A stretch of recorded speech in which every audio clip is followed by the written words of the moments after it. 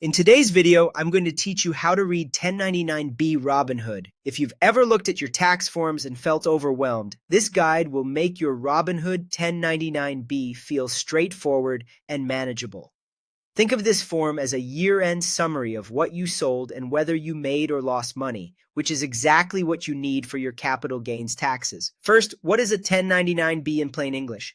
It's the form that summarizes your taxable sales of investments from the year, things like stocks, ETFs, options, and sometimes crypto. It tells you what you sold, how much you sold it for, what you originally paid, and whether that sale resulted in a gain or a loss.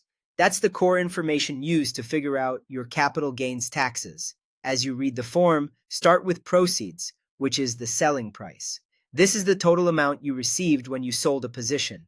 For example, if you sold a stock for $500, your proceeds are $500. Next, look for cost basis. This is what you originally paid for the investment. If you bought that stock for $300, your cost basis is $300. Sometimes cost basis includes adjustments made by the broker, but the key idea is that it reflects your purchase amount. Now, the most important piece, gain or loss.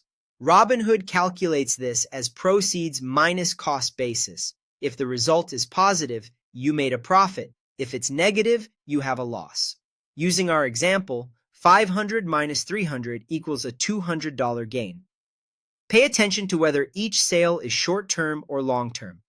Short-term means you held the investment for 1 year or less. Long-term means you held it for more than 1 year.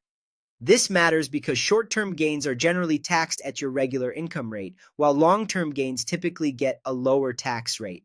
You may also see covered and non-covered. Covered means the broker reports your cost basis to the IRS. Non-covered means they don't report the basis, so you might need to confirm or calculate it yourself to keep your records accurate. If you see wash sales, that's a flag that you sold at a loss and bought the same or a substantially identical investment again within a short window. In that case, the loss may be temporarily disallowed for tax purposes and handled through adjustments. Finally, know where this flows on your return. The sales are listed on Form 8949, and then everything totals up on Schedule D. A simple example, buy at $200, sell at $300, and you have a $100 gain. At the end of the day, your 1099-B is simply telling you what you sold this year and whether you made or lost money.